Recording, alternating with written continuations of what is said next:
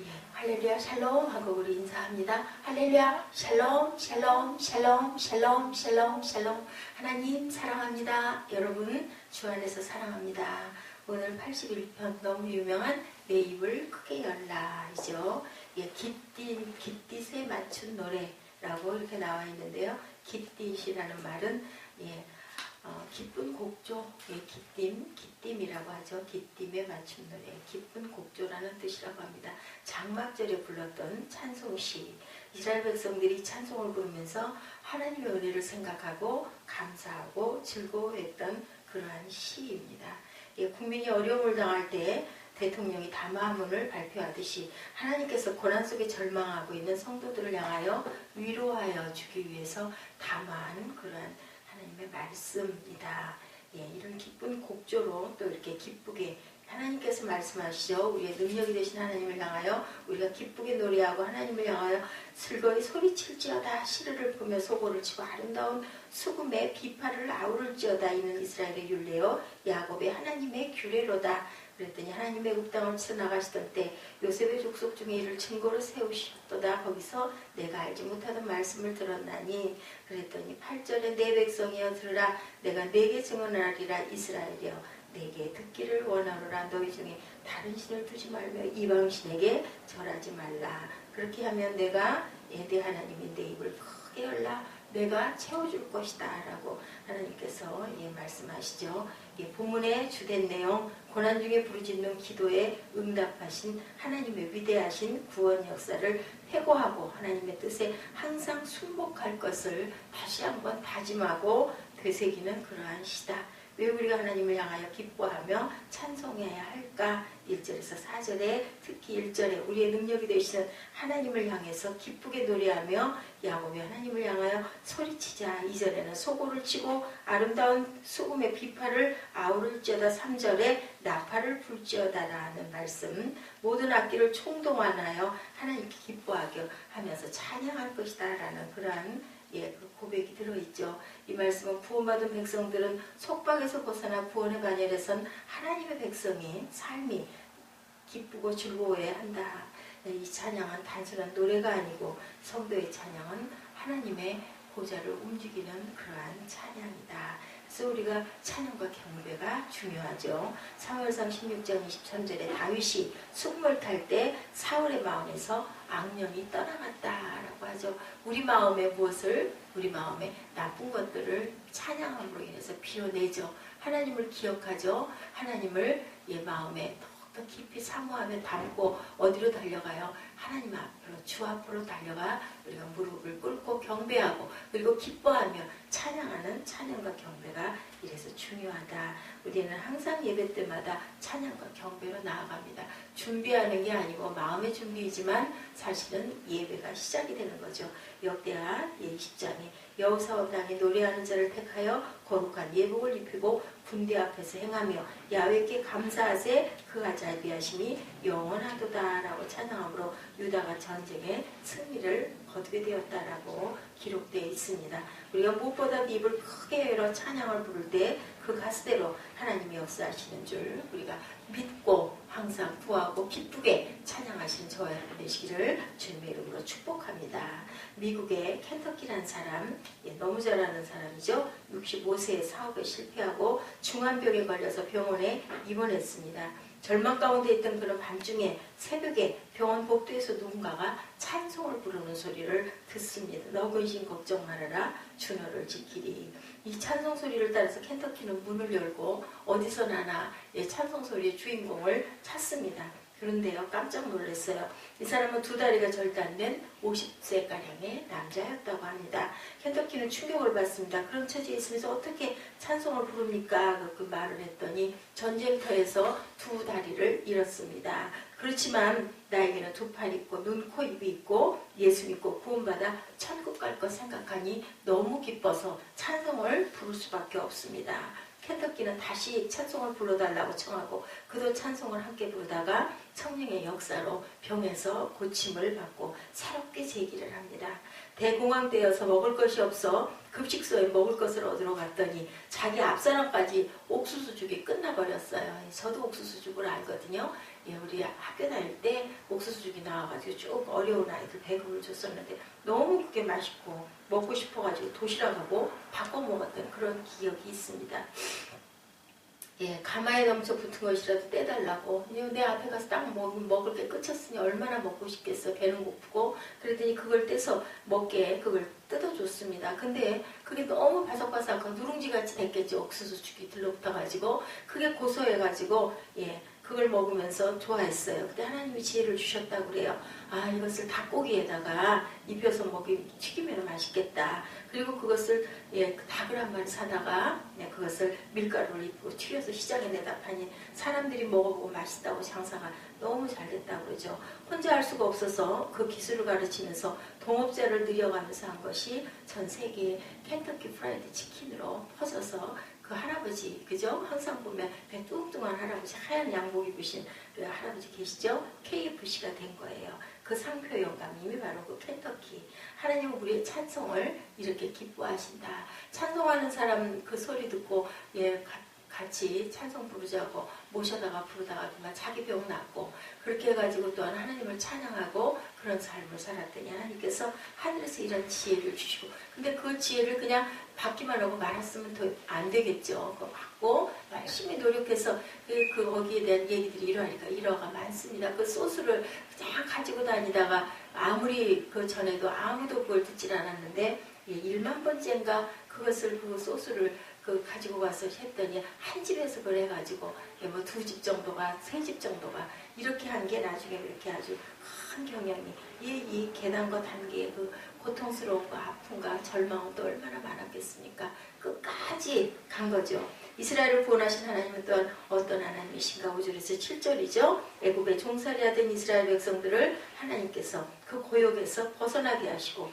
고난 중에 부르짖는 이스라엘을 하나님께서 건져주셨다라는 말씀이죠. 이스라엘 백성은 어땠어요? 출애굽 이후 광야 생활 중에 무리바 물가에서 하나님을 불신했었어요. 그죠? 이스라엘 애굽에서 구원하신 하나님은 고난 중에 부르짖으며 응답하신 하나님이셨는데 이스라엘은 출애굽의 구원에 하나님을 믿지 못하고 광야 생활 가운데서도 조금만 어려우면 불평하고 원망했던 걸 우리가 출애굽기에서 봐서 합니다. 오늘 하나님의 담화문의 핵심은 10절이죠. 내 입을 크게 열라. 우리 81편 10절 유명하죠. 예, 그 찬양이 얼마나 유명합니까? 이스라엘 광야 생활 가운데 환경이 어려우면 입을 크게 열어 부르짖는 것이 아니라 불평하고 원망하는 입만 컸었습니다. 예, 우리가 하나님께 입을 크게 열어 구하지 아니하는 것, 구원의 하나님을 신뢰하지 못해서이죠.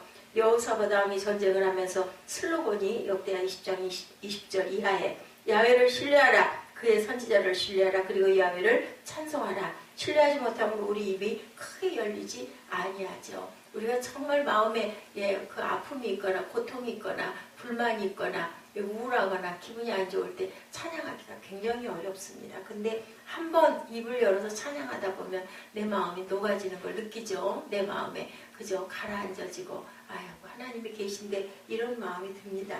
무엇보다도 입을 크게 열어서 찬양을 시작하는 것이 가장 중요하다. 1861년 미국 펜실베니아주를 건설한 사람이 퀘이커 교도 윌리엄 펜이라는 사람인데요. 윌리엄 펜은 모든 사랑과 신앙은 자유하다는 생각으로 인디언들을 존중하고 그들에게 친절과 신뢰를 베풀어 주었습니다. 자신들을 친절히 대해주는 것을 고맙게 생각한 인디언 추정은 윌리엄 펜이 자신들을 얼마나 신뢰하는가를 시험하기 위해서 어느 날 농담 섞인 제안을 했어요. 자네가 원한다면 우리 땅을 모두 가져도 좋네. 하지만 하루 동안 걸어서 자네가 밟고 돌아오는 땅만 자네의 소유로 인정하겠네. 윌리엄 펜은 인디언 추정의 말을 듣고 다음날 동이 트자 열심히 크고 넓은 걸음으로 신속하게 땅을 밟기 시작을 했습니다.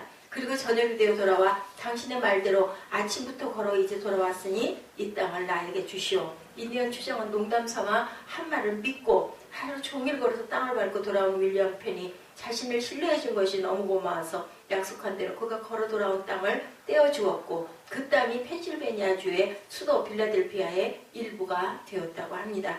무슨 약속이든 간에 그것을 제안한 자와 받아들이는 자 사이에 믿음과 신뢰가 있을 때에만, 행할 때에만 그 약속은 이루어질 수가 있는 것. 우리를 구원하신 하나님은 반드시 약속하신 말씀은 지키는 하나님이심을 우리가 믿고 굳게 믿고 나아가야 되겠죠. 우리를 구원하신 하나님, 언약의 하나님이시기 때문에 반드시 약속을 지키시는 하나님이다. 문제는 자신들에게 있기 때문에 하나님은 우리에게 항상 경고하시고 당부하시죠. 3절 구원자 되신 하나님께서 자기 백성에게 경고하시는 당부사항은 8, 9절에 나와 있습니다. 내 백성이여 들으라. 내가 내게 증언하리라. 이스라엘아 내가 듣기를 원하노라. 너희 중에 다른 신을 두지 말며 이방 신에게 절하지 말지어다. 아브라함에 대한 성경 외의 전승의 이야기가 있죠. 아브라함의 아버지인 테라는 우상을 만들어 파는 사람이었어요. 아브라함은 그게 너무너무 싫었어요. 아버지가 먼 길을 떠나면서 집을 부탁하고 가시자 이때다 하고는 아브라함이 그 아버지가 만들어 놓은 그 우상들을 가장 큰 우상 하나만 남겨놓고 다 두들겨 부셔버립니다. 아버지가 돌아와서 난리가 나죠. 이게 무슨 짓이냐 했더니 아브라함은 어느 아주머니가 우상에게 제물을 드리기 위해서 고기 한 접시를 가져왔어요. 제물을 본 우상들이 저마다 자기가 차지하려고 큰 싸움을 벌였습니다. 근데 제일 큰 저 우상이 작은 우상들을 모두 두들겨 패서 다 죽여버리고 자기 혼자 그 재물을 다 먹어버렸습니다. 그 말을 들은 아버지는 화를 내면서 이 녀석아 우상이 무슨 생명이 있다고 그렇게 하느냐라고 얘기를 했다고 그래요. 아브라함은 이때도 하고는 아버지 우리가 생명도 없는 우상을 왜 섬깁니까? 했더니 아버지가 말문이 막히니까 아브라함을 쫓아내버렸다라는 거죠. 그래서 그 아브라함은 가나안 땅으로 향하게 됐다라는 그런 아주 재미있는 일화 얘기가 있습니다. 오늘 하나님의 담화문의 핵심, 즉 우리를 구원하신 하나님은 구원받은 하나님의 백성들이 어떻게 행하기를 원하시는가. 우리를 구원하신 하나님은 오늘 우리가 10절에 내 입을 크게 열라고 내가 너를 채워줄 거야. 다른 우상에게 절하지 말고 다른 거 생각하지 말고 입만 크게 열어. 왜 애국 땅에서 인도하신 하나님이라는 사실을 강조하십니까? 로마서 8장 32절에 자기 아들을 아끼지 아니하시고 우리 모든 사람을 위해 내어주시니가 어찌 그 아들이 함께 모든 것을 은사로 주지 아니하시겠느냐. 그러니 내 입을 크게 열라 내가 채우리라 라는 것이죠. 어느 시골 노인이 미국에 있는 아들로부터 초청을 받고 미국에 가게 됐는데 그 비행기 타고 가는 것만도 너무너무 고맙고 아들이 너무 고마워서 비행기 안에서 스튜디오스가 다니면서 물 드시겠습니까? 차 드시겠습니까? 식사하시겠습니까? 하고 다니는 거를 아유 나는 돈이 없어서 이걸 먹을 수가 없지. 그리고 고개를 계속 덜레덜레 흔들었다고 그래요. 그래가지고 이 노인은요 그 먹는 사람들을 부럽게 쳐다보면서 저 사람들은 도대체 얼마나 돈이 많아서 저렇게 많이 먹고 저렇게 편하게 가나 했대요. 돈 없는 여행은 할 게 못 되구나. 배가 고파도 참고 미국 공항에 내리니 아들이 마중 나와 있었어요. 얘야 비행기표 보내서 잘 오기는 했다마는 야 이왕이면 앞으로는 나 밥값도 조금 해서 주면 안 되겠니? 아들이 말씀드립니다. 거기 다 밥값까지 있는데요. 아이고 내가 뭐를 알아. 모르니 무엇을 하겠냐. 앞으로는 나에게 거기에 그런 것이 있다는 것을 좀 알려주지. 그랬니 진짜 나는 쫄쫄 굶고 여기까지 왔단다. 이렇게 아버지가 얘기를 했다고 합니다. 천국 가는 구원 열차를 탔다면 예수님이 다 지불하셨죠. 입을 크게 열고 구하면 아버지께서 채워주신다고 말씀하세요. 우리가 입을 꼭 다물고 있으면 안 되죠. 기도할 때 믿음으로 크게 구해라. 우리가 입을 열면 하나님이 반드시 채워주신다는 것을 확실하게 믿고 기도하라는 말씀이죠. 처마 밑에 있는 제비들은요. 제비 새끼들이 입을 벌리지 않으면 그 제비, 엄마 제비는 어떤 그 새끼에게 밥을 줬는지 모른다고 그래요. 그래서 먹이를 물고 달려와가지고 입을 크게 연 제비에게만 그 먹이를 준다고 합니다. 입을 다물고 있는 제비는 결국은 굶어서 죽게 된다고 그래요. 우리가 해야 할 일, 입을 크게 열고 아버지께 늘 간구할 때 아버지께서 채워주신다. 창세기 13장 14절에 야훼 하나님께서 아브라함에게 너는 눈을 들어 너 있는 곳에서 북쪽과 남쪽 그리고 동쪽과 서쪽을 보라. 보이는 땅을 내가 너와 내 자손에게 주리니 영원히 이르리라.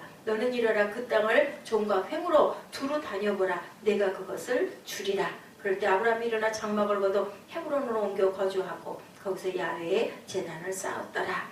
아멘 하면서 예배 드렸다라는 겁니다. 내 손을 돌려 저희 그들의 대적을 치리니 14절에 그냥 치시는 것이 아니라 돌려 치신다. 강한 힘, 발길질로 돌려 치기. 위력적이죠. 물맷돌로 그죠? 골리앗을 이기죠. 기름진 밀과 반석에서 나오는 꿀로 너를 만족하게 하리라. 16절 성경에서 꿀은 말씀을 의미하죠. 꿀은 완전 식품이라고 합니다. 하나님께서는 우리에게 이렇게 귀한 것으로 주기 위해서 예비하고 계시다. 용사에 빼앗은 것을 어떻게 도로 빼앗으며 승리자에게서 사로잡힌 자를 어떻게 건져낼 수 있으랴마는 나 야훼가 이같이 말하노라. 용사의 포로도 빼앗을 것이요. 이사야 49장 24, 25절의 말씀입니다. 하나님께서는 우리의 입을 벌리게 하시고 우리 입에 채우려는 건 뭘까? 하나님이 우리의 채우시게 하는 것은 보화입니다. 보화는 것 하나님의 말씀이죠. 말씀을 우리가 먹을 때 그 말씀대로 살 때 하나님께서는 우리에게 영생의 복을 허락하시고 천국을 어디에서 세상에서도 이루게 하시고 우리가 또 어떻게 변화되어 하나님의 나라의 사람으로 변화되죠. 온전한 자격을 갖춘 자로 변화됩니다. 우리는 그렇기 때문에 하나님께서 주심을 믿고 구하는 그러한 저와 여러분들이 되셔야 할 줄로 믿습니다.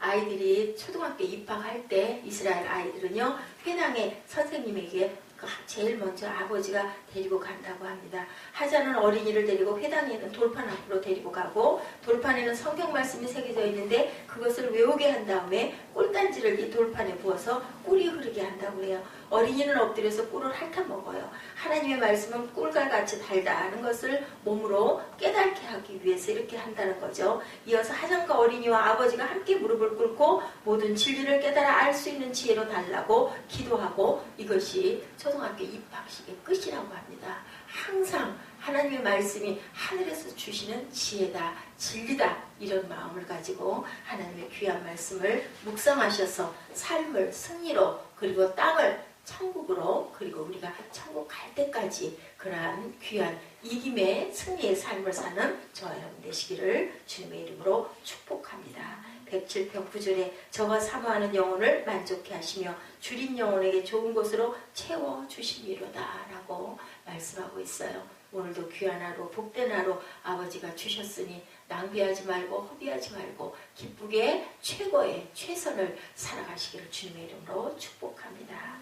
기도하시겠습니다.